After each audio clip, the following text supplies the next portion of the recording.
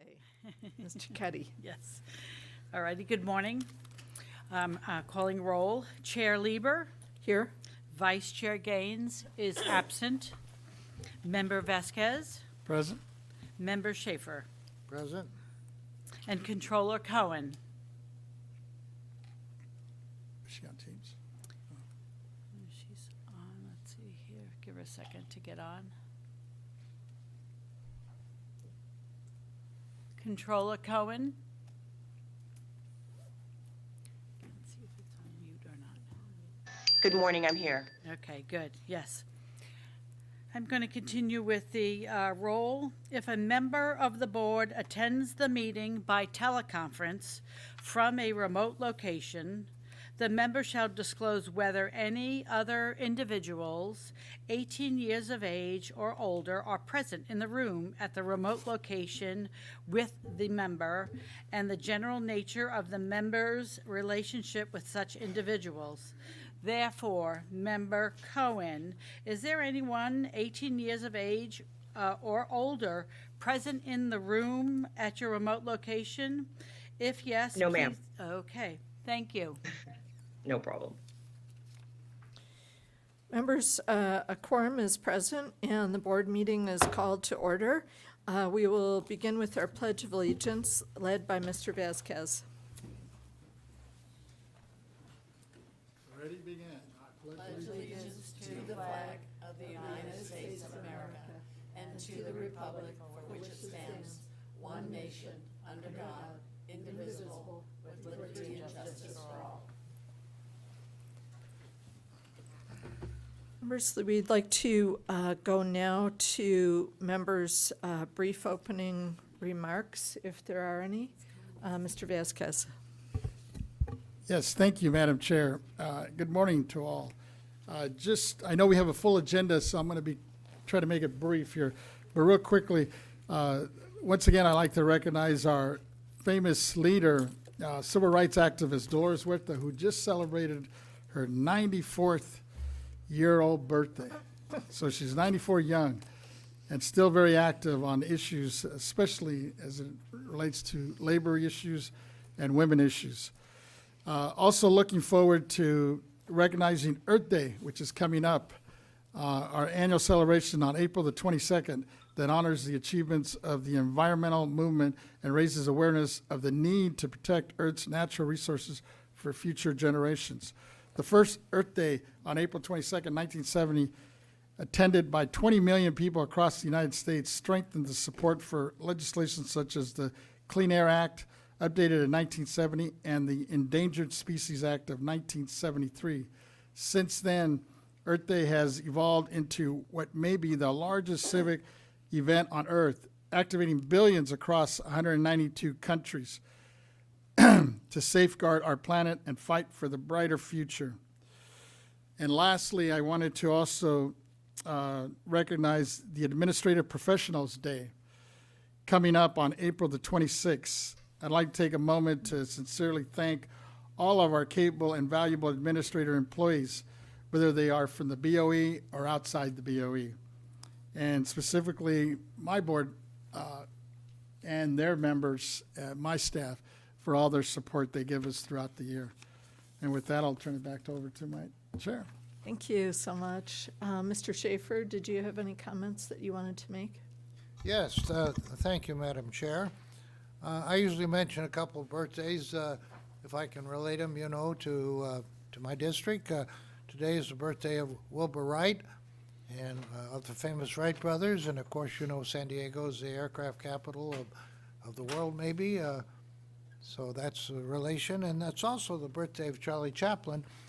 I used to be engaged to the Charlie Chaplin impersonator, a woman that had every little mannerism down and appeared on a lot of stages as Charlie Chaplin. She's retired now in Desert Hot Springs in my district. I did want to mention a publication that we should all be aware is out there. David Dorr wrote California's Tax Machine. It's a book of 800 pages. And I want you to know that I spend about a half hour every night reading this before I go to sleep. There's a fascinating history of every proposition that's been on the ballot in the last 40, 50 years in California, including Prop 13 and all of these other proposals and what effect they have on our tax equipment. We also learned that our executive director, who's always served as at the pleasure of the board and has always been a very competent person, used to serve at the pleasure of the majority vote of the California State Senate.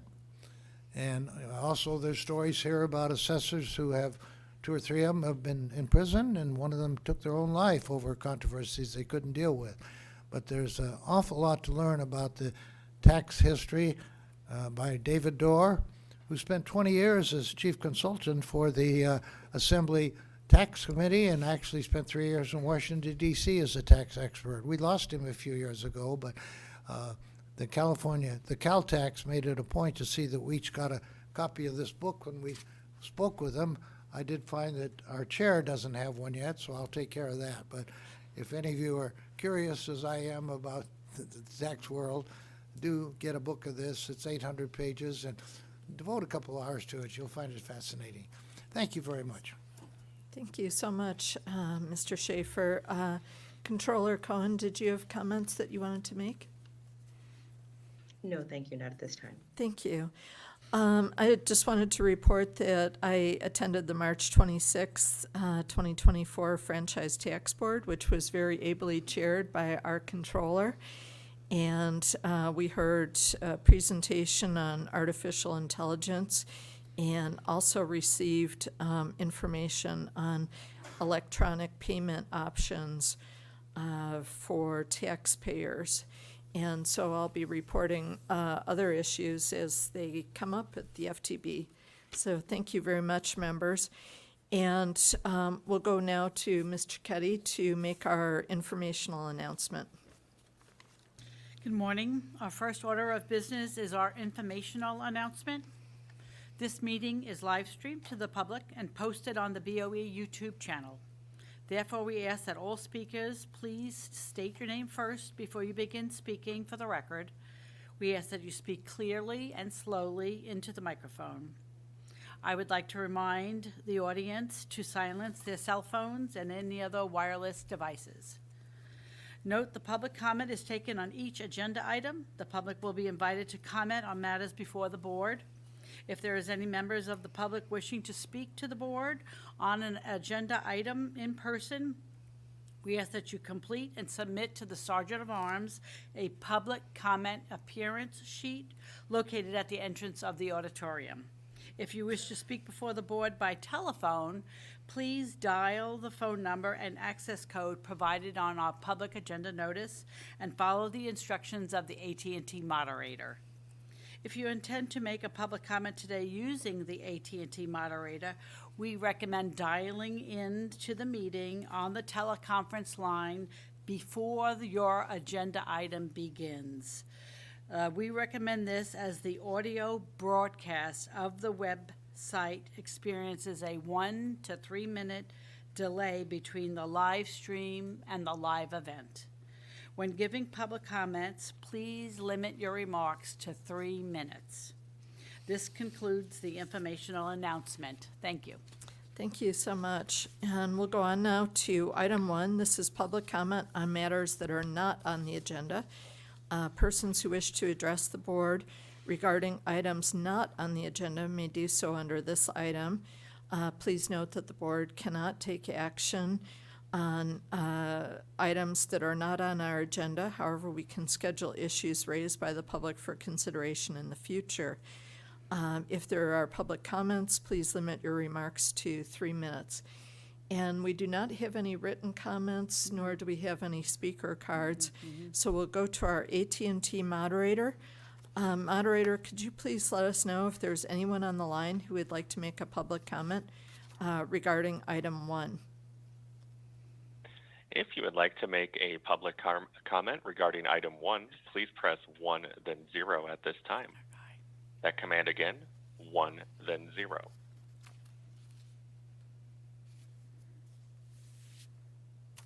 And we have no comments at this time. Thank you, moderator. We'll go on to our tax program matters. Item 2 is the public hearing for property tax assessees presentations on valuation of state assessed properties presented by Mr. McCool. Thank you. Good morning, Chair Lieber and honorable members. My name is Jack McCool, Chief of the State Assessed Properties Division. I am here to introduce the State Assessee's presentations on the valuation of state assessed properties. Under Property Tax Rule 903, the board provides state assessees with the opportunity to make public presentations regarding the valuation of their unitary property. Today is the second of two opportunities, the other being at the February meeting, where state assessees may come before the board and make presentations regarding matters affecting their annual valuation. These presentations are informational only and do not require any board action. I am not aware of any state assessees that are planning on making a presentation today. However, I will note that the State Assessed Properties Division staff has met with many state assessees already this year to discuss specific matters related to the valuations, and we will continue to make ourselves available to any state assessee that would like to meet with us. Thank you. Thank you. Members, do you have any questions for Mr. McCool? Okay, seeing none, I know that we do not have any written comments coming forward, nor individuals in the auditorium who would like to comment. So we'll go to our AT&T moderator. Moderator, if you could please let us know if there's anyone waiting to comment on item 2. For a public comment related to item 2, please press 1, then 0.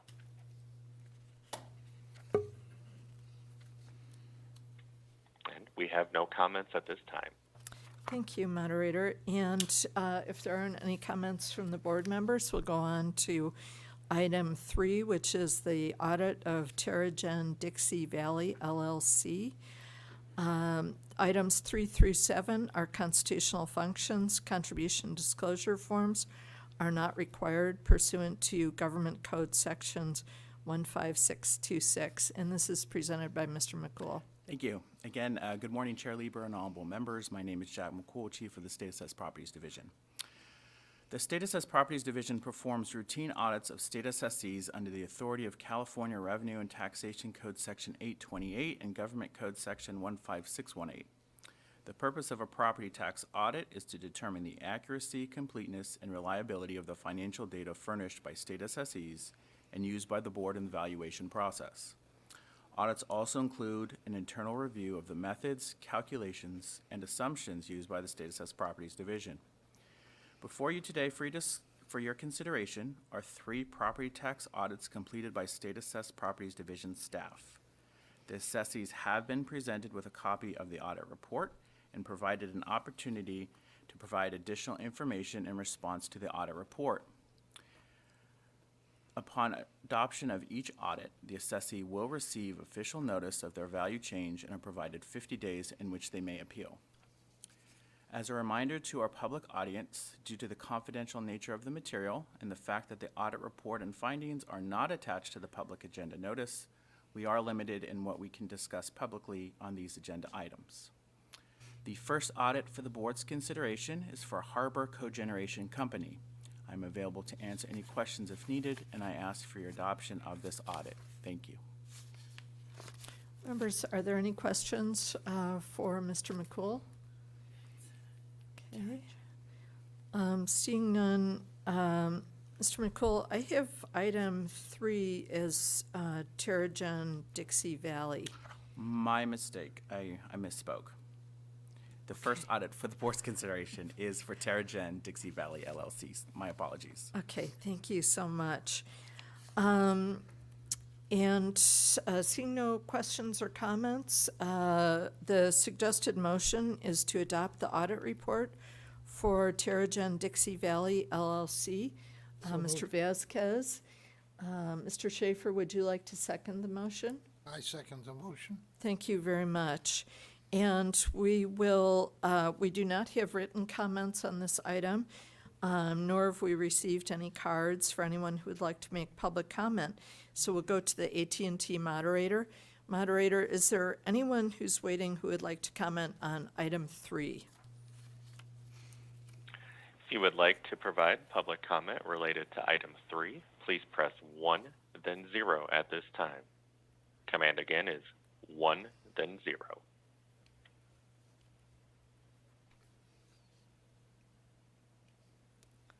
we have no comments. Okay, thank you.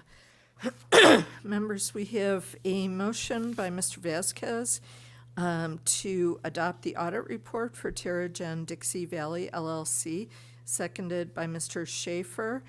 If there are not further questions or comments, we can ask Ms. Cicchetti to please call the roll.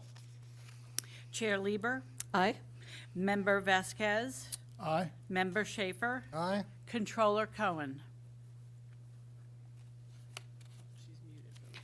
I believe you're muted. Yes, aye. Okay, the motion passes, and we'll go on now to item 4, the audit of Consolidated Communications of California Company, also presented by Mr. McCool. Thank you. Chair Lieber and honorable members, the next audit is for Consolidated Communications of California. They were provided a copy of their audit report and findings. They did not provide information that would change the findings.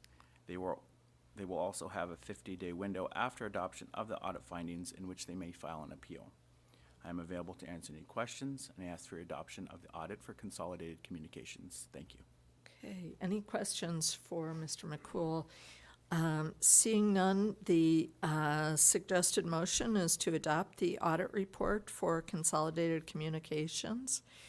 Mr. Schaefer, did you wish to make the motion? I so move.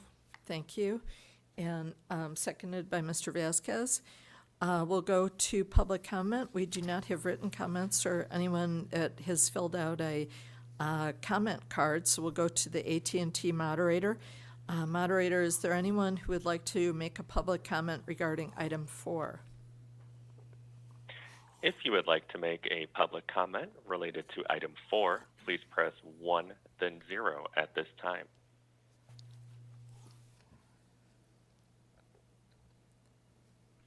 And we have no comments. Thank you.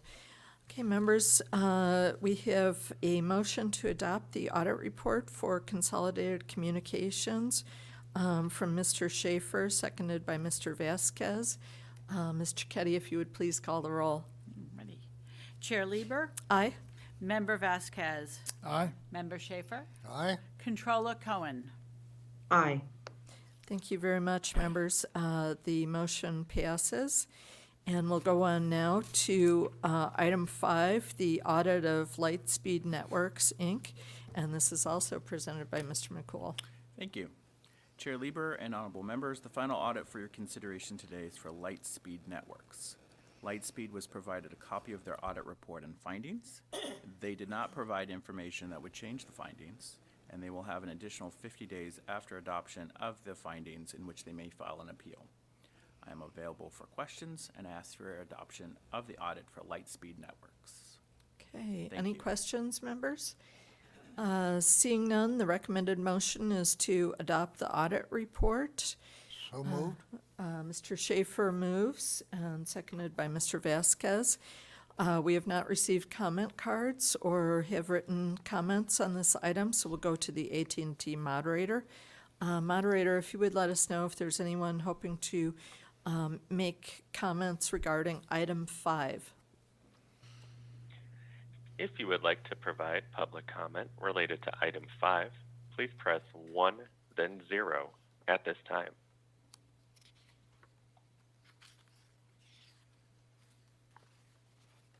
And we have no comments. Okay, thank you. Members, we have a motion by Mr. Schaefer, seconded by Mr. Vasquez, to adopt the audit report for Lightspeed Networks. And Ms. Cicchetti, if you would please call the roll. Yes. Chair Lieber, Aye? Member Vasquez, Aye. Member Schaefer, Aye. Controller Cohen. Aye. Thank you. Motion passes, and we'll go on now to item 6. This is land escaped assessment for Southern California Edison Company. And this item will be presented by Ms. DiNapoli and Mr. Ibarra. If you'd please go ahead. Good morning, Chair Lieber and honorable members of the board. I'm Pamela DiNapoli, manager of the Real Property Appraisal Section. With me today is Jason Ibarra, supervisor of the Real Property Appraisal Section. Revenue and Taxation Code 758 allows for the addition of assessments to the roll that have escaped assessments. We are here this morning to present land escaped assessments for the board's consideration. Agenda items 6 and 7 represent new property acquired by state assessees that was not timely added to the applicable assessment roll. Both assessees have been notified of the escaped assessments and have been given an opportunity to provide additional information to change our escaped assessment findings. In addition, each assessee will have 50 days after adoption of the escaped assessments to file appeal if they so choose. The first set of land escaped assessments for the board's consideration are for Southern California Edison Company. SoCal Edison had 3 land parcels that escaped assessment for the 2023 roll year. Mr. Ibarra and I are available should you have any questions, and I ask for the board's adoption of these escaped assessments. Thank you. Thank you so much. Members, are there any questions for staff? Mr. Schaefer? Yes, ma'am, I don't quite understand the not subject to contribution disclosure statute. Unfortunately, I don't have any contributions to report, but I just wondered why this is different than this wording appears when it doesn't appear on many other entries. Okay. I was just going to say, that's a legal question. I'm going to have to ask counsel to help me out here. Thank you. Good morning, Norman Scott, Acting Chief Counsel. Good to see you all today. In response to your question, Mr. Schaefer, the contribution disclosure statute applies to adjudicatory matters. This is not an adjudicatory matter as that is defined in the statute. Therefore, contribution disclosure statements are not required for this matter. Right, we're just getting a report here. Yeah, thank you. Okay. Any other questions for staff? If not, Yes, I have a question. Oh, Ms. Cohen. Yes, thank you. So, good morning, staff and team. Mr. McCool, it's always good to hear your presentation. I wanted to just ask quickly, how was the additional information provided? And then how was the additional information evaluated? So for the original escapes, is that what you're asking? Yes. Okay, so they provide land change forms for us each year, and they typically provide them in their property statement, or a couple of years ago, we actually created a email where they could provide them directly. And so these were just missed. We do several hundred every year, and these were missed. It was a BoE internal error. And so it was just an acquiring of parcels with us. Can Southern Edison still appeal? I think Mr. Mr. McCool? would like to answer this. Chair Cohen, just to add additional information to your original question, a 30-day notice is provided to each state assessee once we have identified parcels that have escaped assessment and intend to add them to the public agenda notice. So the additional information was provided in response to our 30-day notice. We received email communications from Southern California Edison identifying the fact that they had filed these forms timely. That led us to investigate the matters further and realize that it was an internal processing error for these particular land escapes, and therefore we did not apply any statutory interest or penalties for these particular escapes. And yes, their second question, there will be a 50-day window after adoption in which they can still appeal these escaped assessments. Have they appealed before, after the 50-day window? We typically do not receive additional appeals. I can't say it's never happened, but probably 95+% of the time, we do not see appeals. Okay, I get it. Thank you very much. Thank you. I have no other questions, Madam Chair. Thank you. Any other questions for staff? Seeing none, the recommended motion is to adopt the land escaped assessments for Southern California Edison Company. Mr. Vasquez moves. Mr. Schaefer seconds. And we do not have written comments, nor do we have any comment cards in the auditorium. AT&T moderator, if you would please let us know if there's anyone on the line who would like to make a public comment regarding item 6 on the agenda. If you would like to provide public comment related to item 6, please press 1, then 0 at this time.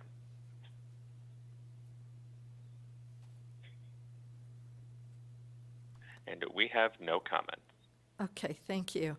Members, we have a motion to adopt the land escaped assessments for Southern California Edison from Mr. Vasquez, seconded by Mr. Schaefer. Mr. Keddy, if you would please call the roll. Chair Lieber, Aye.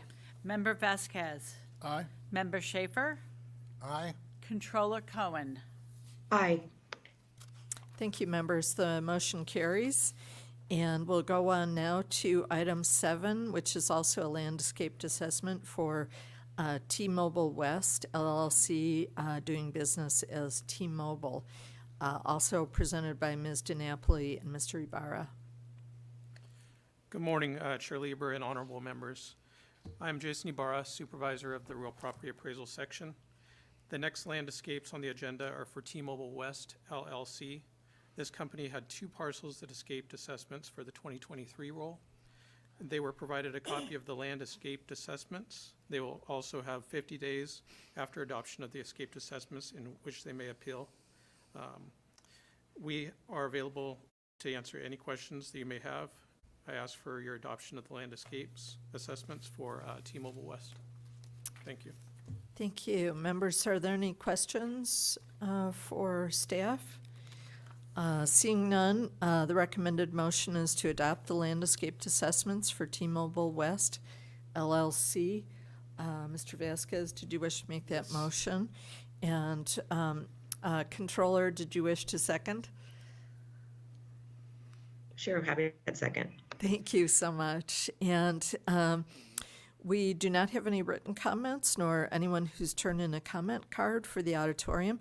So we'll go to our AT&T moderator. Moderator, if you would please let us know if there's anyone on the line who would like to make a public comment regarding item 7. To provide public comment related to item 7, please press 1, then 0 at this time.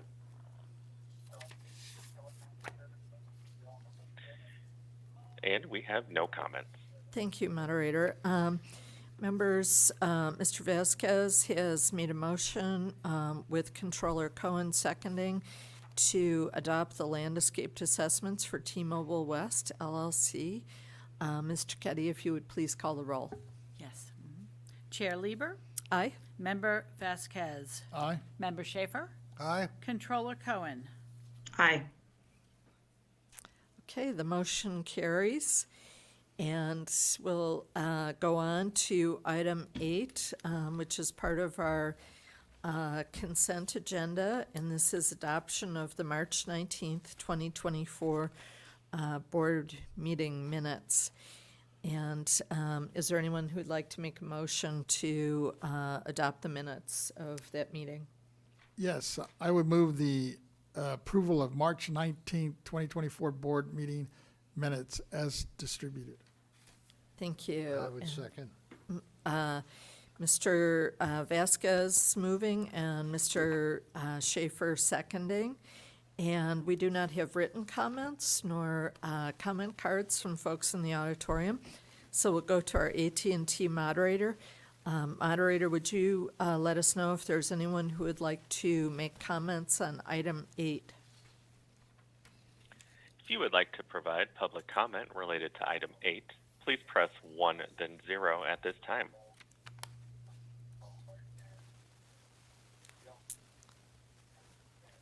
We have no comments. Thank you.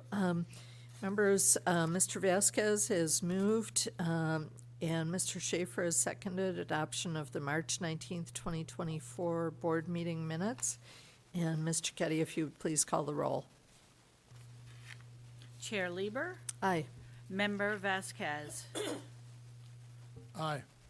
Member Schaefer, Aye. Deputy Controller Emron. Aye. Thank you, members. The motion carries, and we'll go on now to item 9. And we'll invite up Ms. Danny Lunetta, and also her supervisor, Ms. Cooper, who will be able to make comments on this. And we'll start with Ms. Cicchetti reading the resolution into the record. Let's get some of the administrative stuff done first. Why don't we Okay. get the resolution adopted by the board, and then we'll go on with the festivities. Okay, great. Members, would anyone like to make a motion to adopt the resolution attached to item 9? So moved. Second. Mr. Vasquez moves and Mr. Schaefer seconds. And we do not have written comments or anyone in the auditorium who would like to make a public comment. So we'll go to our AT&T moderator. Moderator, if you would please let us know if there's anyone on the line who would like to make a public comment regarding item 9. If you would like to provide public comment related to item 9, please press 1, then 0 at this time.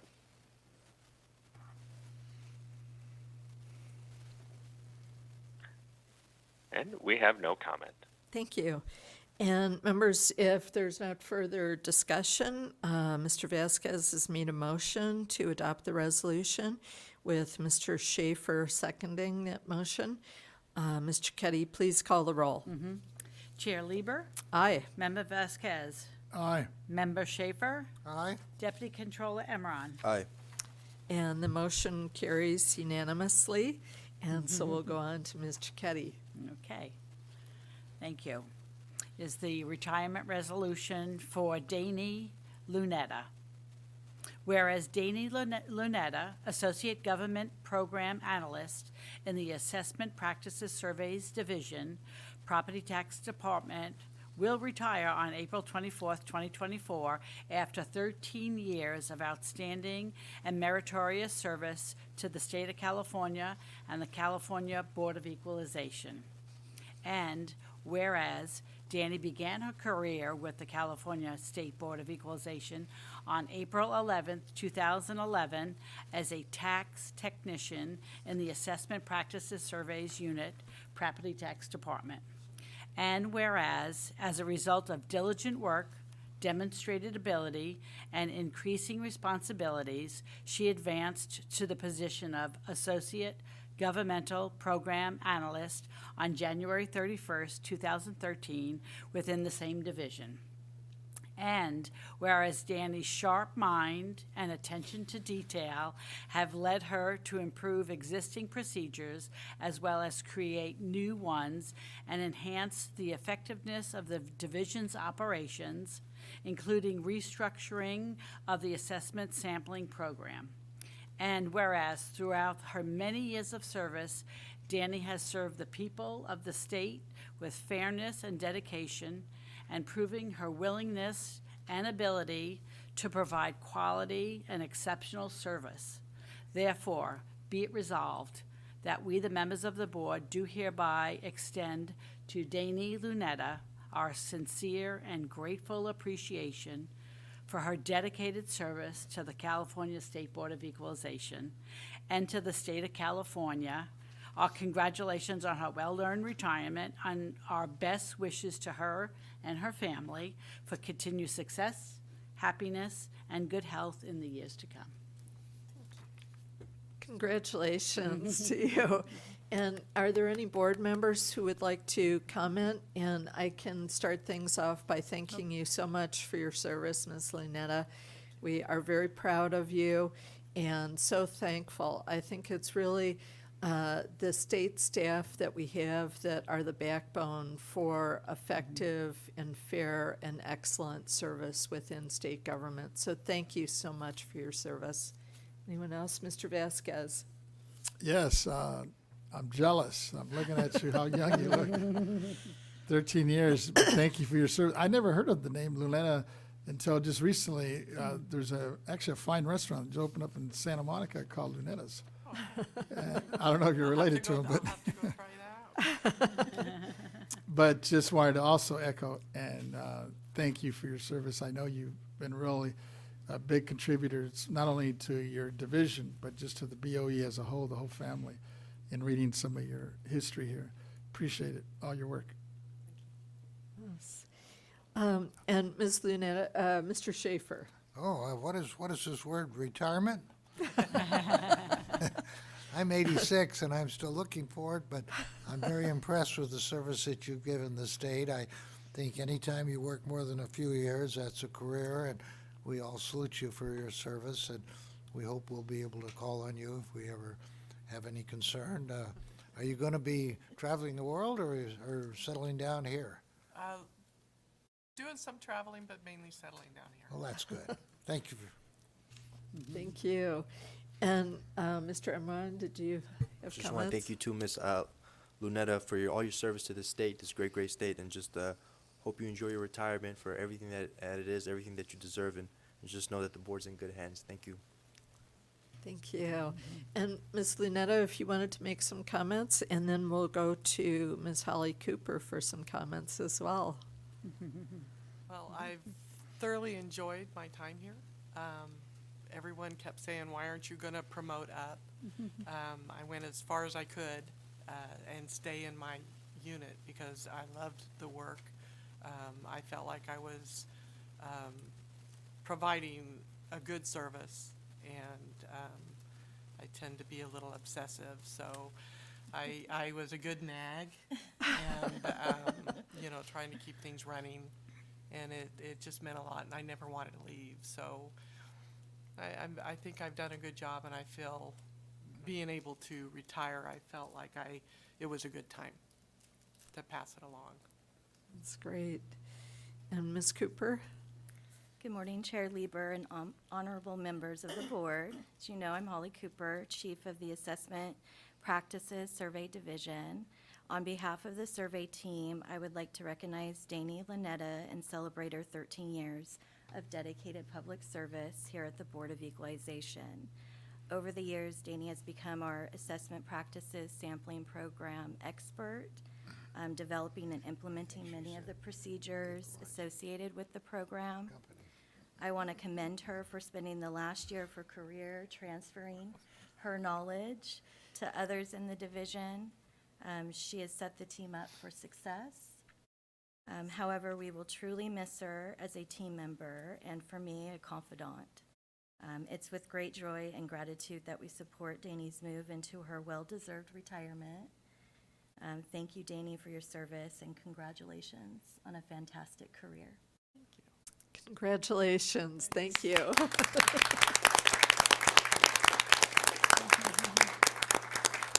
And members, we'll have a 10-minute recess right now, reconvening at 10:50 so that we can take some photos, and also have those who are accompanying you today come down for a photo. And so we'll reconvene at 10:50. Thank you.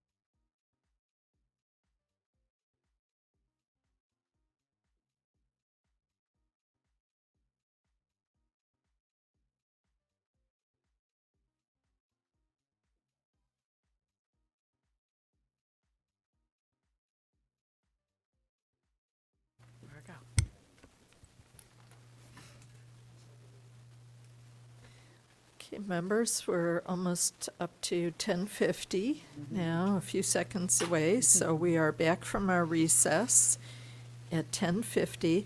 And the next item on the agenda is item 10 under board member matters. This is the time limit on staff reports. There is discussion and possible board action as to whether staff reports should be limited to 15 minutes, and this item will be presented by Member Schaefer. Thank Mr. you. Schaefer. Thank you, Madam Chair. We don't really have a problem with the length of our meetings, except occasionally some of them that might have run 10 or 15 minutes might run 30, 40 minutes. And I just think as a guideline, 15 minutes when we are receiving and receiving reports should be adequate and should conserve time for all of us, the audience and the board members equally. There are times when somebody would have a whole bunch of reports and there would have extended time, and that would be accepted without question. But I would like to see a guideline that all official reports that are coming to us, where we're not really evaluating and trying to decide, we're just receiving the reports, that they should have a sort of a standard of 15 minutes and a few minutes over. I do find that if we don't have any limitation, somebody may be talking to us for a half hour or so, and we do have a busy agenda, a lot of things to do and places to go, and I just am trying to avoid that extra 10, 15, 20 minutes every meeting. It adds up to a week of our life over the course of a year. And if anybody has any thoughts for or against, I'd like to hear it. I'm comfortable with what we're doing now, but I do get a little upset when a normal 15-minute delivery does run into 30, 40, 50 minutes, and we really have to be aware of the staff time, audience time, as well as our own time. Thank you. Thank you, Mr. Schaefer. Members, are there any questions for Mr. Schaefer? Mr. Vasquez. I understand the concern. I'm just a little taken back because at the end of the day, we only meet once a month up here, and I kind of appreciate, hearing from staff on what they have to report out, because I learn usually a lot from it, and it's good information to take back, at least to our constituents. No, that's why we're here, and it's Yeah. very important, yes. That's why I was kind of wondering why we'd want to scale it back. And I pretty much leave it up to the executive director to make that determination as she preps and works with her staff on what she thinks is adequate or sufficient information to share with us. Sure. And I'm comfortable with how it's currently being operated, but, well, it looks like the executive director's up there to make her comments as well. Just want to participate. And But thank you. Members, are there any questions for Ms. Towers? As far as we don't have a requirement, maybe we could have a aspiration or a goal. I mean, Jerry Brown taught us all that less is better. Thank you, sir. I appreciate the concerns and the comment. We do staff reports on a monthly basis, and we're doing these reports so you guys are exercising your oversight over the agency, and it's also showing how transparent we are and allowing the taxpayers and the general public to understand the great work that we do, especially when it comes to overseeing the property tax system. Staff reports, we try to be brief, but there are going to be times when they're going to go into a little bit more detail. For example, I'm going to do a report today on the annual report. Yes. And it's going to be more than 15 minutes, I guarantee you. Yes. When we do the report for the Taxpayer Rights Advocate Office, the monthly report is brief. It's even briefer than what it was a year ago. But when she does her annual report, it's going to go 20, 30 minutes. When we report out on value setting, something we're gonna be doing next month, it's what we do. It's our key job. So it is gonna take time, and it does require action from the board members. Same thing with legislation. Mr. Angelo is tracking legislation that affects BoE. Sure. And he's going to report out to you guys to let you know what's going on. He- So I understandably understand that it might sometimes be frustrating when we're here just giving you information and you think that you can't take any, Sure. you're just receiving and you Right. can't move forward on it. But it's critical for the operation of the Sure, agency. I see Mr. Angelo doesn't have any control over how much legislation is going on, and he has an obligation to report to us on all of it, so I can see that his role, as some of our other people, really can't have any limit. But you also are telling me we're making progress, that we're being a little more efficient than as time goes by. I was reading in this book of Mr. Dorr about Ms. Midgen, a former member of the board, is being praised for her efficiency in running the meeting, and I feel we're very efficient also. So you're really supporting my concern that we should pay attention to length, and I think we are paying attention to it, and I think you're doing a good job. Thank you, sir. Thank you. Any further questions for Ms. Dowers, members? If not, is it the members' wish to take a motion? Well, I On don't this know if item? we need a motion. I want it to be just discussed, and I feel we've accomplished that. Okay, thank you. Thank you, Mr. Schaefer. And we do not have written comments or anyone in the auditorium who wish to make a public comment. So we'll go to our AT&T moderator. Moderator, if you would let us know if there's anyone who's hoping to make a comment on item 10 on the board member matters. If you would like to provide public comment related to item 10, please press 1 then 0 at this time.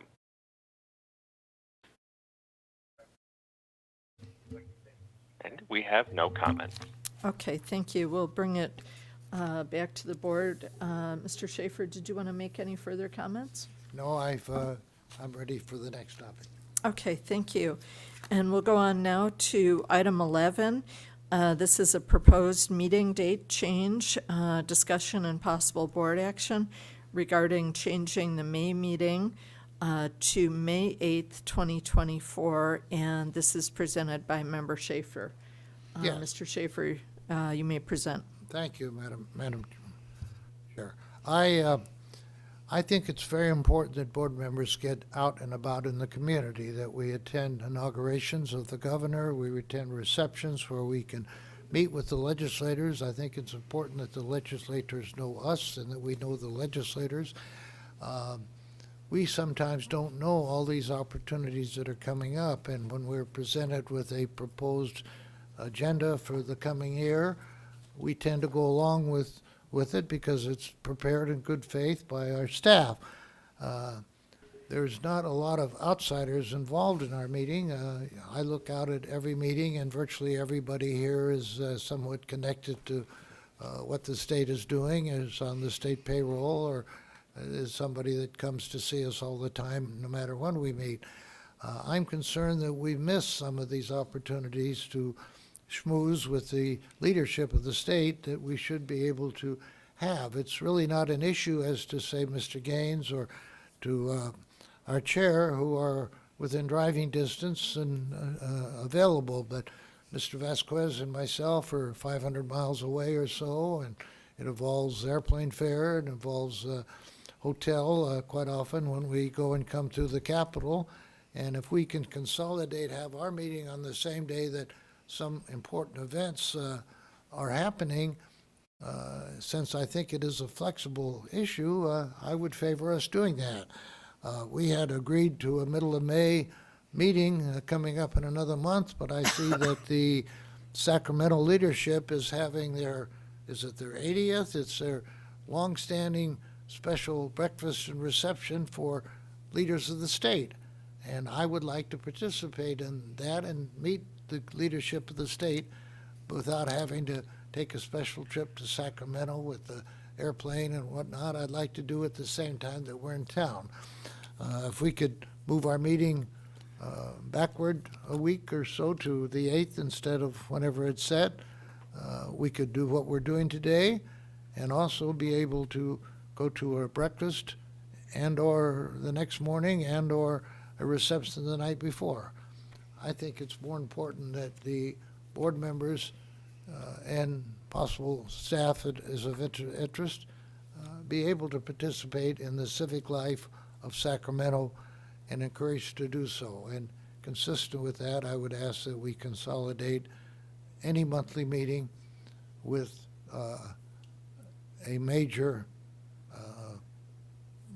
social event such as the swearing of the governor, the state civic leadership reception and breakfast, things like that that we do go to, and we should be encouraged to go to it. And one way we encourage it is consolidate it with a meeting when there's no prejudice to any other interest. If we do have people coming from afar to be with us on a certain date, then I would defer to that. That's more important than our personal comfort.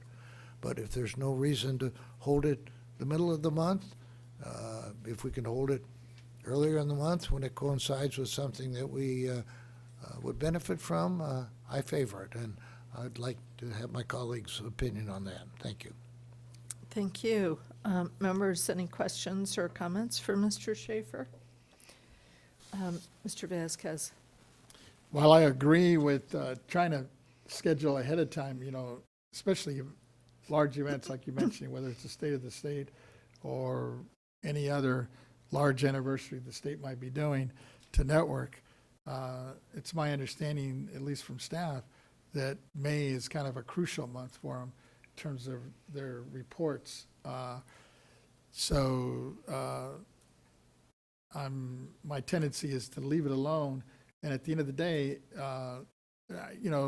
I've had to come up here on occasions, earlier in the month or sometimes later in the month to attend events here, whether it's for a special event with the state or just committees and groups that I'm working with up here in Sacramento. And while I know it's sometimes an inconvenience, especially for us that we're down, for us it's a plane ride, it's not a drive. I feel that's my responsibility as an elected official, so I'm comfortable with that. Thank you. Mr. Emron? Yes, thank you, Madam Chair, Member Schaefer, too. I just also want to thank you for bringing up this point as well and consolidating times in the spirit of Earth Day as well. But there also is just concerns, too, from the controller not overloading the staff here, the executive director, having a 2-3 week turnaround, especially when it comes to May being such a big month in regards to state assessees evaluation. So. And it's something that we go through this process towards the end of the year when we set up the agenda and we set up the dates. And I think that's more of an appropriate time to have this discussion. So just want to thank you again for the discussion, but I think as is correct. Mr. Schaefer, did you have further comments? Yes, well, if we're not going to encourage a change, I would like to direct the executive director to have on her calendar 2 or 3 major events that she knows are upcoming, and at least consider that when she is setting a date. If she would have an opportunity to do that sometime, it would save us on travel expense, and I think we owe that to the taxpayers. Ms. Stowers, did you have comments? Yvette Stowers, Executive Director. Thank you, Mr. Schaefer, for bringing this to our attention. Just to kind of give you an overview, as I shared previously, when we set our meeting calendars, we do look at significant dates. And we set dates. We try to set our meetings to either don't conflict with those dates or be at the same time in order to limit travel costs. The event that you're referring to was not on our calendar as a significant item. So we will reach out to the organization to see if they know when they're going to have that event again next year in 2025, and see if we can coordinate the times. But I think this is their 80th year they've had it. I mean, it's something that's gone on longer than, well, not longer than me, but longer than. yes, I actually, I saw that. But it was not on our calendar Sure. when we're going through the calendar to select our meetings. Therefore, it was not presented to you guys as something that you need to be Yeah, the aware of. Caltex was on our calendar, but that wasn't. Yes, Caltex, because Caltex invites us directly. Yeah, I'm not fault finding at all. You're doing a good job. I'm just squawking. I'm just squawking, okay, but I appreciate your concern. We will reach out to the organization. I do have their flyer and see if they're planning for it in 2025. And like you said, it's been ongoing, and if you guys, the members would like to go, then we can coordinate. But our actual May meeting is May 29th, May 30th, as I kind of alluded to, and as Mr. Imran said, as Member Vasquez said, that is value setting. That's where Mr. McCall will be up here, I'm sorry, I said your name wrong, will be up here with all his workbooks, and you guys will be setting values for our state assessees. Sure. And we cannot move that date. They're working right now, crunching numbers, and it takes time. Sure. As long as we pay a little respect to all these organizations who want to meet with us, that's all I ask. Okay. Okay, members, it sounds like, Mr. Schaefer, you're okay without a motion Yes. on this, but we've had the discussion. So let's go out to our AT&T moderator. And moderator, could you tell us if there's anyone on the line who would like to provide comments on item 11? If you would like to provide public comment related to item 11, please press 1, then 0 at this time.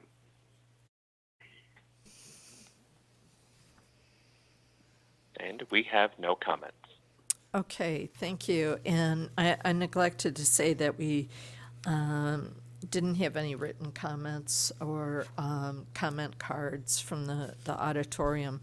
So it sounds like that's sufficient. And I think if we see various major events come up that staff may not have included because they may not have been scheduled at the beginning of the year, and we can each forward them to see if there's a way to make a good match between those. So we're going to go on now to item 12. This is the Affordable Housing Board Work Group Report, Blueprint of Property Tax Incentives for Affordable Housing. And this is the final approval of the blueprint for property tax incentives presented by Mr. Vasquez. Thank you, Madam Chair. I just want to thank you and the work and input we've had, specifically from our executive director and her staff, for getting us to this point. I know they made some good suggestions and comments, and as I look at the document, I feel real comfortable the way it's moving forward, and I think it's a good deliverable that we have now from the hearing in October, and hopefully that we can use this document to hopefully have an impact on this whole issue on the affordable housing and incentives moving forward. I'd like to make a motion to finally and officially approve it, but I want to turn to my colleagues in case there's some other comments or suggestions or recommendations they want to make before we give it the final approval. So let me open it up to the members, and then if not, I'll move it. Members, did you have any questions for Mr. Vasquez? And I think my only comment would be a thank you to Mr. Vasquez for really pushing this item through the process. I think that this is going to be a very valuable document within the legislature in particular. And right now, from the perspective of my own district, affordable housing is such a great and pressing need. And there are so many communities across California who are really threatened in terms of the future because there is not housing that is affordable for our essential workers for our current population, for veterans, and for others that are really an important part of our state. So I want to thank you so much for continuing to push this process forward, and I know that your staff had a great deal of work to do on it as well, and those are my only comments. Mr. Emron, did you have any comments that you'd like to make? Thank you, Madam Chair. I just want to also thank you, Member Vasquez, to see something tangible come out of our hearing in Santa Monica. I thought it was so important, number one, to get out on the road and to see the uniqueness of the Southern California affordable housing crisis, and then also, two, having a step-by-step plan on the exact issues and also how to solve these. And I think it's a very, very great document. It's very easy to read, very digestible as well. So really, really looking forward to sharing this with the world. And I think that there's going to be some great things that come out of the bottom line, more housing for those in our most vulnerable and low-income communities. Thank you. Thank you. Mr. Schaefer, did you have any comments in it? Being a businessman, I'm very fascinated by the financial prospects of the job we can do. I see on adaptive reuse of affordable housing, they get rents to pencil out to $400 to $800 per unit, where all too often we see $3,000 to $5,000 per unit. We could, put some of the homeless up in the Waldorf Astoria, and we got to avoid that. So I think this offers the taxpayers some relief, and I applaud you for it. Thank you. And we had a motion from Member Vasquez to approve the blueprint of property tax incentives for affordable housing. And members, is there a second to that motion? Second? Seconded by Mr. Schaefer. And I would just like to say for staff, when it comes to printing the necessary copies, I would like to see it go out as it's presented to us with Member Vasquez's name on the cover, because he has been so principally and pretty much solely involved in pushing this ball forward. So I want to make sure that that remains as it is. And I know that we have no comment cards coming from folks in the auditorium, nor written comments. So we'll go to our AT&T moderator. And moderator, if you would please let us know if there's anyone on the line who would like to make a public comment regarding item 12 on our agenda. If you would like to provide public comment related to item 12, please press 1, then 0 at this time. Okay. And we have no comments. Okay, thank you, moderator. Members, if there is no further discussion, we have a motion from Mr. Vasquez for approval of the blueprint for property tax incentives for affordable housing. And that was seconded by Mr. Schaefer. And we'll go ahead and have Ms. Cicchetti call the roll. Chair Lieber, Aye. Member Vasquez, Aye. Member Schaefer, Aye. Deputy Controller Emron. Aye. Thank you, members. The motion passes, and congratulations to Mr. Vasquez and Thank you. staff for a wonderful product that I know is going to be very well used. So now to staff, we would have normally had our break starting now, but we'll keep on going. Well, If the that's- next few items on the agenda have speakers at a certain time. Might I suggest that we either go to item number 17, where there is not a speaker who has been asked to come forward, and then we could go into item 18, which of course is our annual report. We would have some time, if that would be something we could kind of continue on and keep the agenda going, since we do have scheduled time for speakers after lunch. Thank you. And we will go to item 17. This is the veterans exemption, disabled veterans exemption, and homeowners exemption, board work group minutes and report. I know that we're going to have a more substantive item on this next month. Mr. Vasquez, did you want to defer the minutes and the item to be taken wholly next month, or go through the minutes and what's presented before us today now? I'm open. I could, either way, whatever the pleasure is of the board. Okay. If we do the minutes, do we have to go into the board work group, recess the regular meeting? No. The minutes approval has to be done during a board meeting. Okay, thank you. Thank you. And I see Ms. Stowers approaching. Excuse me, Chair.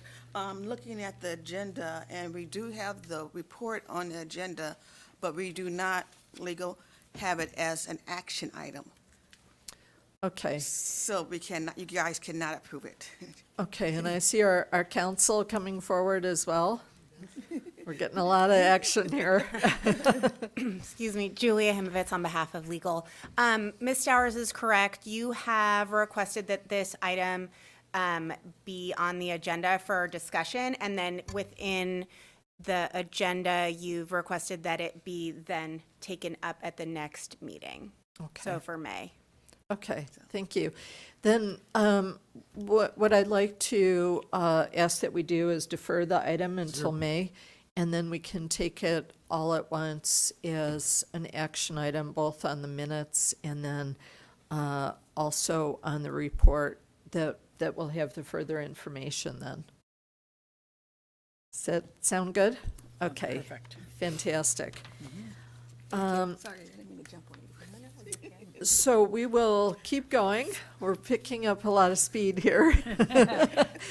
And we'll go on now to the executive director's reports. And item 18 is the BoE annual report overview, report on the California State Board of Equalization fiscal year 2022 to 2023 annual report. Ms. Stowers, please. Thank you. Good morning, Yvette Stowers, Executive Director. Members, as you know, we recently published the fiscal year 2022-23 annual report. And I will now provide a brief overview of the annual report. Also, this report is available on our website, and you should have received a copy of the report as well. Slide 2, please. The BoE reports annually to the governor as required by Government Code Section 15616. In the report and available on our open data portal are various data sets related to property taxes, including assessed value of state assessed and locally assessed real and personal property in each county and in each incorporated city or town.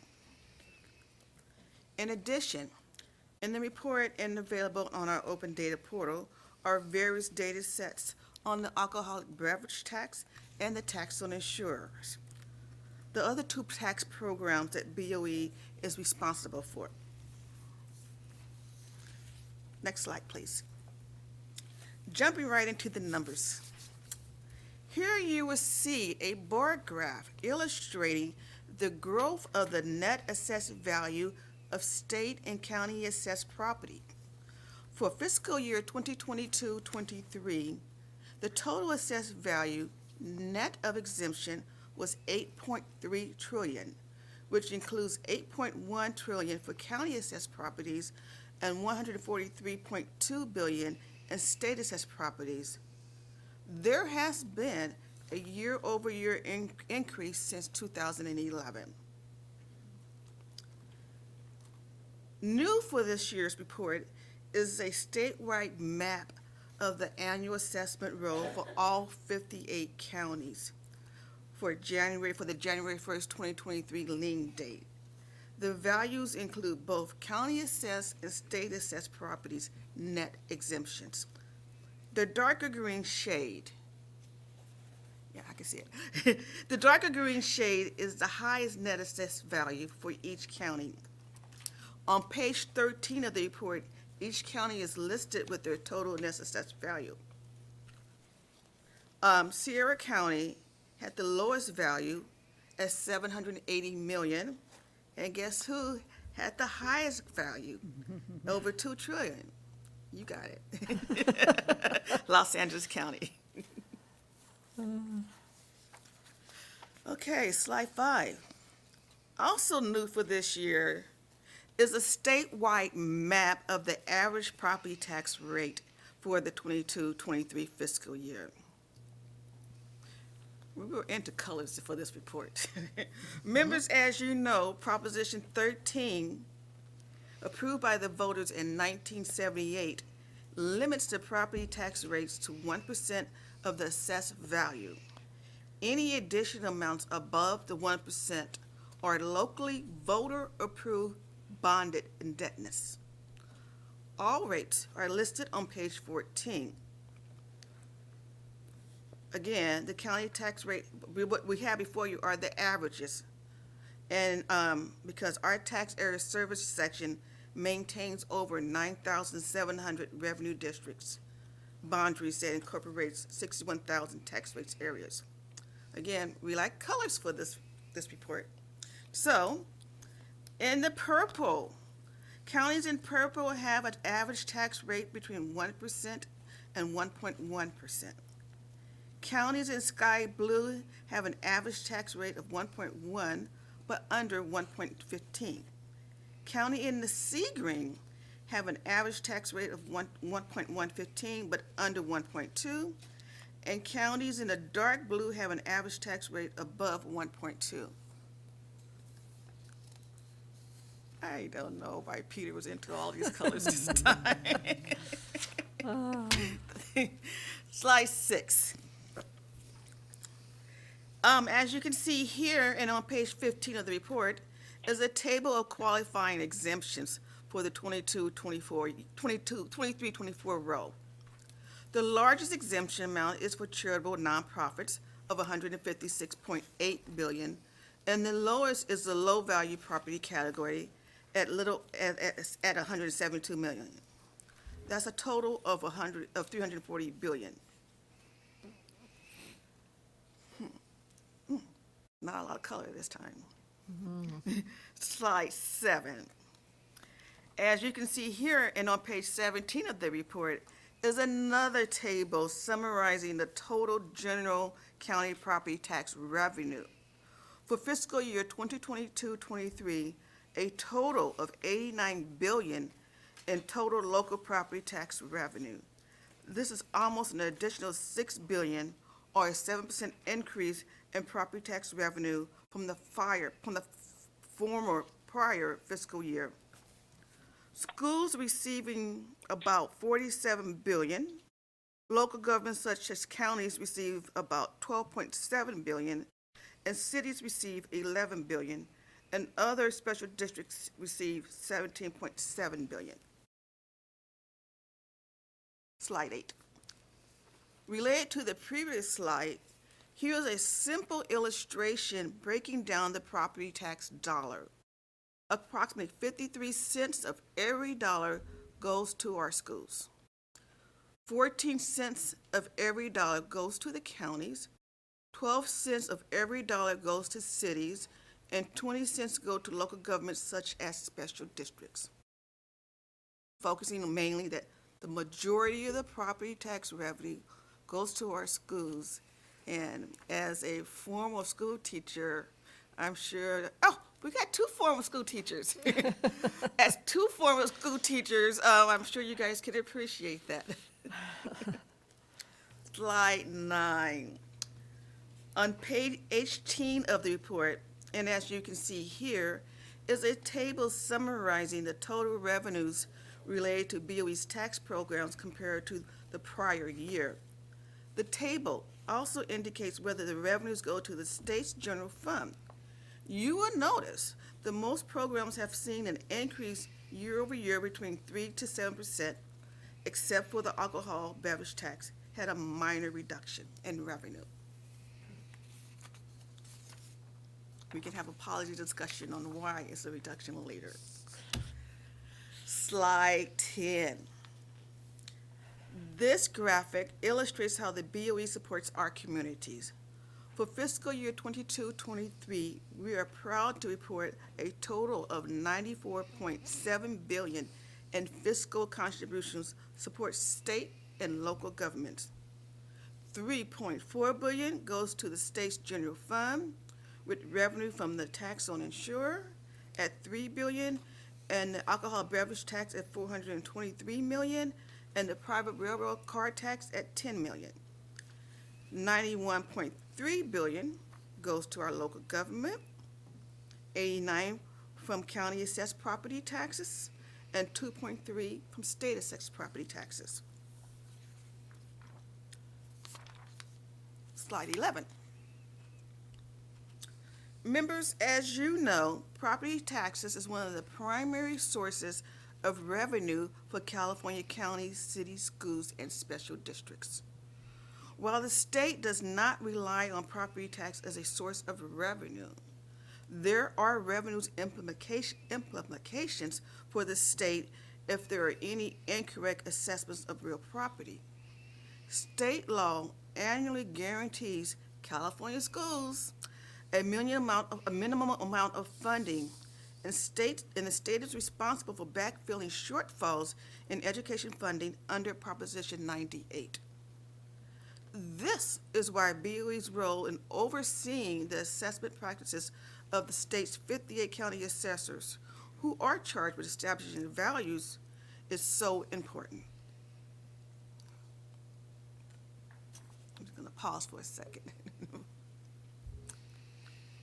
This is why, okay, I won't say it again, but it is very important. Kidding aside, it's really important that the values are set correctly. You guys exercise your oversight. We provide them with guidance so that our schools receive the funding and our kids are being properly educated. Each of the BoE's constitutional and statutory duties is critical to promoting consistent and uniform property tax system throughout the state. In fiscal year 2022 through 23, the BoE accomplished the following. We conducted and issued 12 assessment practice surveys, which are compliance audits, and the assessors look forward to those audits. We provided guidance to county assessors in the form of issuing 3 property tax rules, issuing 59 advisory letters to county assessors, those are the LTAs, and updating 3 assessors' handbooks. Those are more guidance for the assessors. We prescribed property tax forms to be used by the county assessors statewide.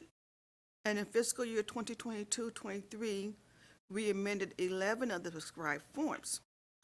We provided training and certified individuals performing the duties of an appraiser or assessment and analysis of property tax for property tax purposes, including county assessors. When it comes to, that's one of my favorite jobs, is when they get their certification, I have the pleasure of signing them. And I actually do blue ink, and it's so relaxing, it's so fulfilling. So I just want to say that. That's one of my favorite part of my job. Anyway, let's see. Training. We trained about 1,498 students with 35 BoE hosted courses. Courses available on our web-based self-study course, and additional courses at the college and university levels. We issued 368 permanent and advanced appraisal certificates and 2 permanent advanced assessment analyst certificates. BoE acts as an advisory agency on property tax assessment, and in fiscal year 22-23, we answered approximately 13,000 calls and 6,700 inquiries by letter, fax, and email. Slide 12. BoE administers the welfare exemption with the county assessors. In fiscal year 22-23, we issued 922 organizational clearance certificates and 571 supplemental clearance certificates. We also reviewed 1,850 verification filings of organizations holding an OCC to ensure they continue to be eligible for the welfare exemption. So we basically audit them too. BOE also administers the Legal Entity Ownership Program, known as LEOP, which aims to discover any changes in control and ownership of a legal entity. BOE identified over 1,000 changes in control of ownership in legal entities, resulting in a reassessment of 18,000 reported parcels. BOE also acts as a clearinghouse for various claims for property tax relief under Proposition 3, 19, 58, 60, 110, and 193. BOE also monitors duplicate claims granted under the homeowners and disabled veterans exemptions. And in fiscal year 22-23, we provided critical guidance related to Proposition 19, answered over 5,000 calls, 590 emails, all related to Prop 19. Slide 13. Members, as you know, the board is required by law to hold a meeting with the county assessors at least once a year. There's you guys' lovely photo. In addition to the annual meeting, staff, myself, and you all as well are constantly meeting with the assessors within your district to discuss issues on the administration of the assessment of taxation laws and ways to promote statewide uniformity.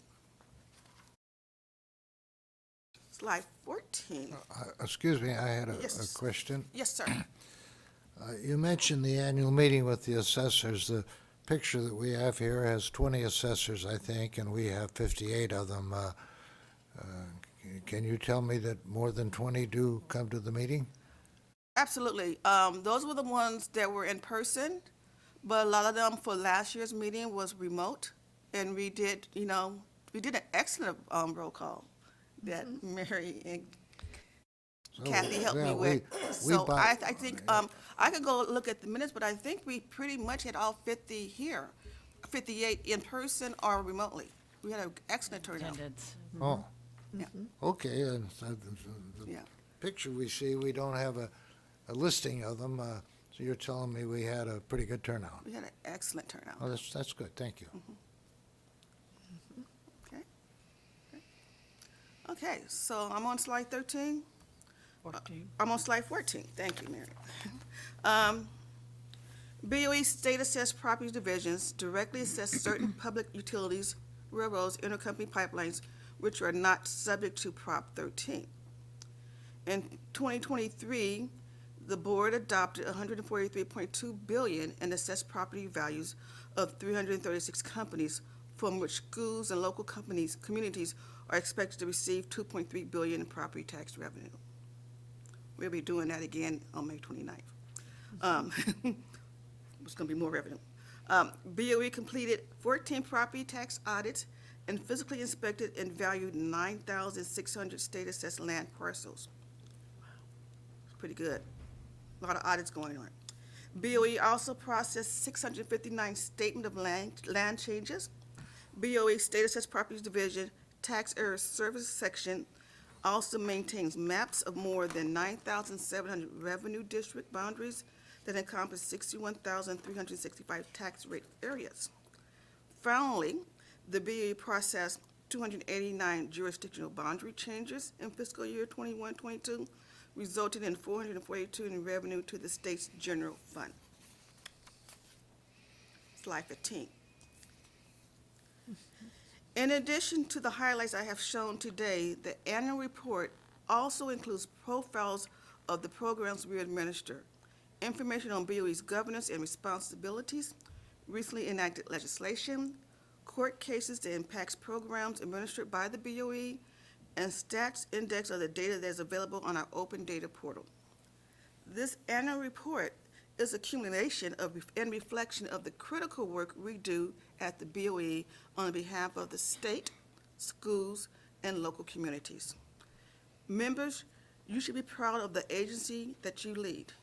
And I know you would join me in thanking all the employees of the BOE for all of their hard work, dedication, accomplishments during fiscal year 22-23. And as I mentioned earlier, this full report is available to all stakeholders on our website. That concludes my overview of the annual report, and I am available to answer any questions. Fantastic. Thank you so much. Any questions, members? Mr. Vasquez. Thank you, Madam Chair, and thank you, Ms. Stowers, for the excellent slide presentation here.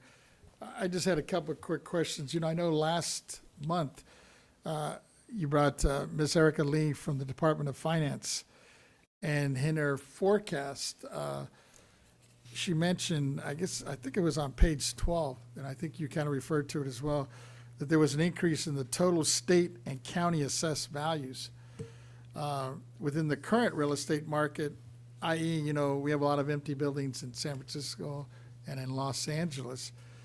But the corrections in the commercial and private real estate markets, I was just wondering if those trends are going to continue or what the forecasts you're hearing as you're looking at this. Thank you, sir, for that very complicated question.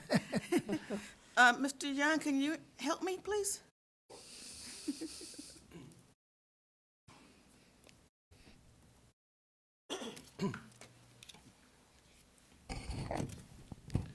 Good morning, Board. For the record, David Young, Deputy Director of the Property Tax Department. And thank you, Board Member Vasquez, for that question. The answer to that is actually a little bit complicated. It's fairly complicated. We have right now a real estate market that is actually in many sectors showing great strength. Yeah. The single-family homes, the residential part is actually doing really well. As you well know, the market right now is dominated. It's basically a seller's market. People are getting pretty good prices, so there is great strength there. There has been speculations and projections that the commercial side may not be quite as strong, especially office buildings and whatnot, with the downsizing of people actually working in the office and remote and the rise of remote working. But a lot of that has not come to fruition just yet. There are some markets, Bay Area in specific, that are a little harder hit than the rest of the state. But overall, it's something they're waiting for to happen, but it quite hasn't just materialized just yet. There's always been speculation that when these current leases expire, the next round may not be as strong. But so far, the market hasn't quite gotten there just yet.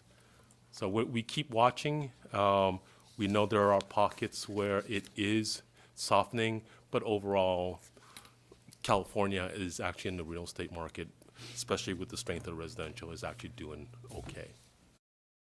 Yeah, that's what's kind of surprising, you know. Yeah. We constantly hear it. Right. That, you know, we're hitting this potential bubble, I guess, with the inflation. But right. I see the real estate industry and I don't know where people are coming up with the money. I mean, the interest rates are going up, and it's still a hot commodity. You're absolutely right. When during the peak of COVID, rates were somewhere in the high 2s, low 3%. Right. Right now, it's about double. The market has by and far reacted by basically contracting and taking stock out of the pool. People just aren't selling. The people that are selling, it may take a little longer, but by and far they're getting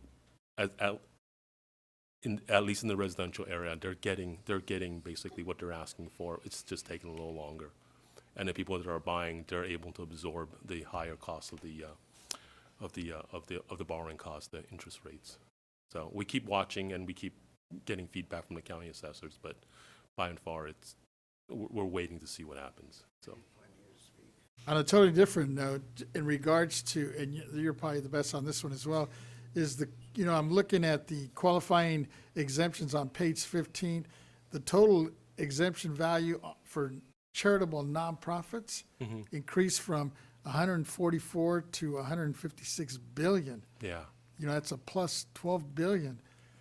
Can you go over the reason for that increase? I'm trying to figure that one out. Well, a lot of it is affordable housing. I mean, is that what I was? Yeah. Yeah. If you look at the proportion of OCCs that are issued compared to SCCs.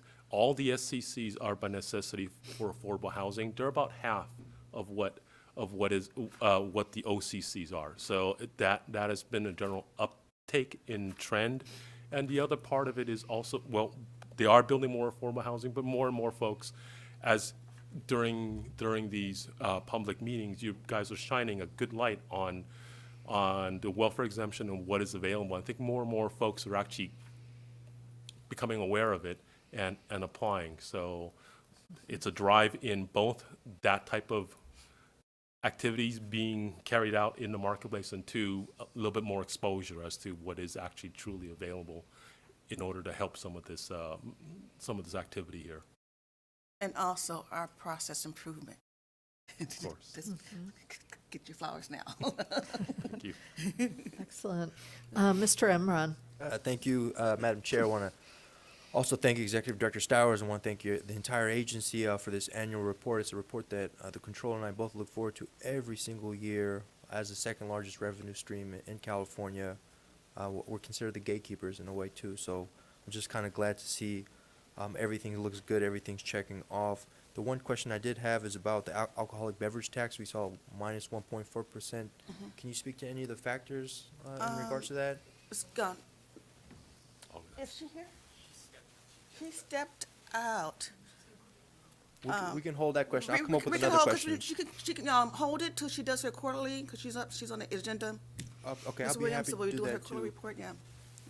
I have one other question then, I guess directed towards Mr. Young. We're seeing a huge projects underway. Mr. Vasquez talked about the conversions of these high rises from office buildings into Yes. downtown spaces that may be residential, that may be entertainment districts, and so on and so forth. So can you explain to me how that affects property rates and valuations as well when you have people moving into these once empty buildings? Yes, by and far, when this type of adaptive reuse happens, it usually reinvigorates that portion of the market. What was formerly either underutilized or vacant now has a new tenant. They drive in new business. They're supporting businesses around them. Also benefits. Not only do you have people coming in either for entertainment venues or actually for residential units, that supports the restaurants, the other services in that area.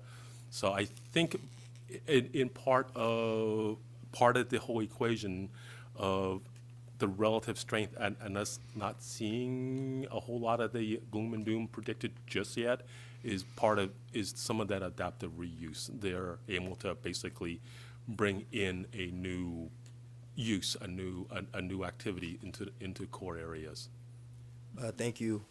And that will lead to my next and last question for now is, we see interest rates about 3%, 3.5%, possibly a cut by summertime, and how does that affect property tax values? Are more people inclined to purchase, or more is it opening up spending, or more people inclined to borrow money because the rates are lower, and do something with that as well? Yeah, thank you again for that question. Yes, typically when you cut the borrowing rate, it actually does lower the cost of acquisition.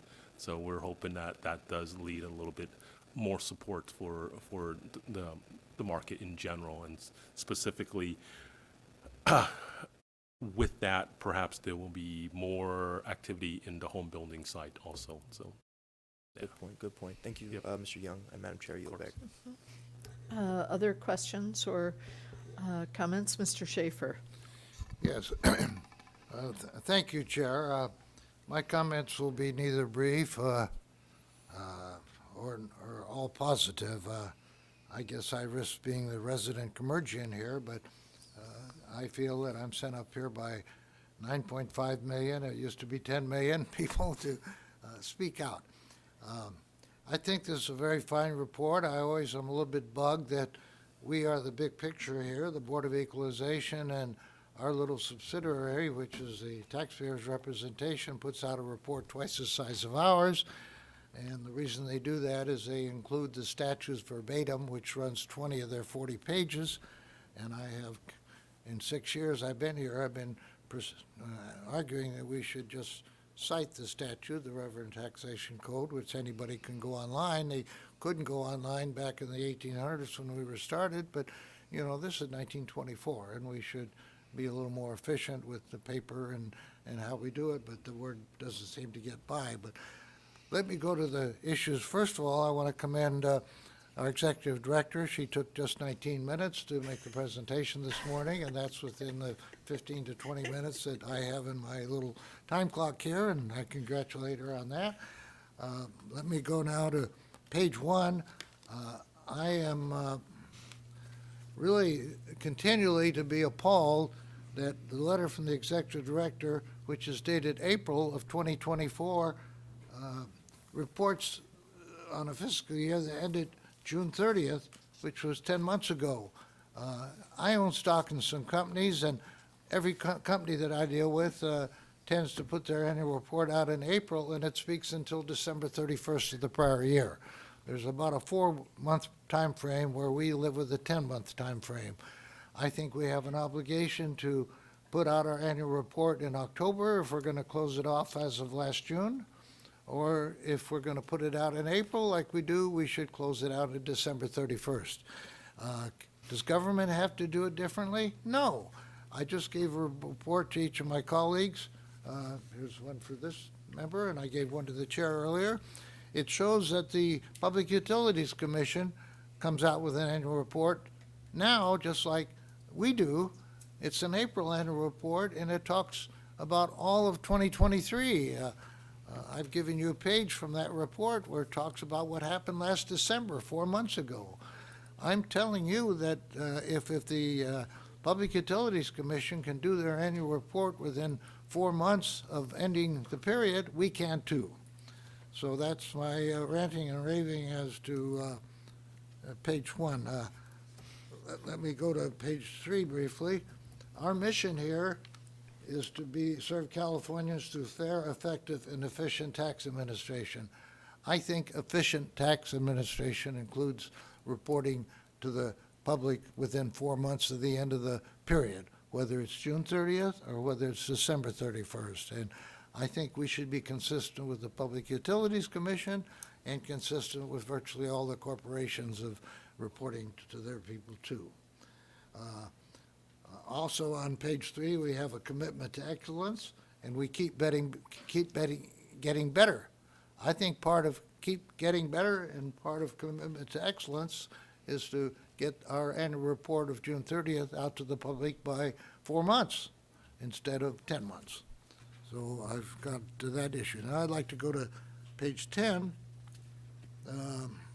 You mentioned that a number of our people did participate remotely, which they're able to do, but that your recollection is most of them were here. Do we know offhand how many were here and how many reported, like Jeff Prang, who's our most important assessor for Los Angeles? He's not in the picture, but I knew he was here because he was all over and we bought him lunch.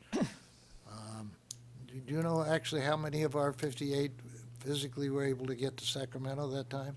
I don't have that number in front of me, sir. Pardon me? I do not have that number in front of me, but we did do a roll call, so I will check the minutes. You were here, so. Well, it would be, since you have the picture here, it'd be nice to include the number of attendees. And I want to commend you on something else. I'm good on commending sometimes, you know. Monthly meetings offer taxpayers and other interested parties the opportunity to participate in the formulation of rules and regulations and interact with the members. You do not, like Mr. Nanjo used to do, go ahead and say, however, if you want to participate anonymously, you have a right to do that. They may have a right to do that under the law because that's a gray area of the law, but I am adamant that it's not our business to tell them that that's a possibility. And you do it the right way here on page 10 because you just merely tell them they have a right to participate. Whether they do anonymously or not anonymously is up for them to figure out and not up for us to counsel them. Come on, let's be secret about it or not, you know. I think the topic of anonymity or non-anonymity should be left off all of our literature, including the little sign-in sheet, which is the way the Public Utilities Commission does it. And I frankly am impressed with the Public Utilities Commission. It's the way the 22nd District Agricultural Association does it, which runs the Del Mar Fair and runs the Del Mar Racetrack. I went to their meeting last Wednesday, and they have a little sheet that says, you know, you're welcome to participate. They will let somebody participate anonymously, but they're not going to tell them that. And I don't think we should be telling them that, because we have a lot of problems going on in California at public meetings where people are anonymous and they use profanity, they use the N-word, they belittle people, they lie down dead and protesting the Gaza-Israel situation. They tend to do this anonymously. And if we don't tell them about the secret of anonymity, I think they'll behave themselves, and they'll just sign up, and they won't let that happen. Okay, and I want to get to page 13 here. I notice we have one of our assessors is dealing with $780 million, which is not very much, and another one is dealing in the trillions. I imagine the pay level of the assessor is quite different and the different responsibilities. I don't know anything about that. It's all public information. I'm sorry, sir, I wasn't following the question. On page 13, do you know what the compensation is of our Sierra County assessor? It varies by county. Pardon me? It varies by county, but we do have their compensation for the assessors and their staff on our open data portal and the website. That is correct. We do an annual survey of the county assessors and their staff and their all levels of their I would employment imagine is on there. Sierra would be under 100,000 compensation for the top person responsible for reporting to us, and Mr. Prang would probably be over 200,000 because he has an extensive staff. If you're a ball player, he'd be 20, 30 million. So we're lucky to have him. Okay, let me see. Page. Then I also wanted to ask you on page 19.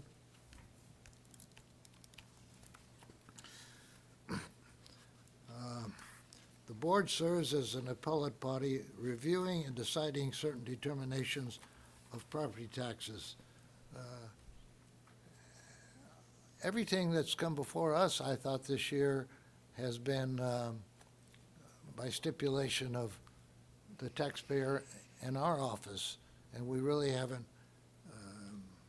had a hearing or determined the issue. We've just approved a stipulation with maybe a few items that we handle in closed session. Am I right on that?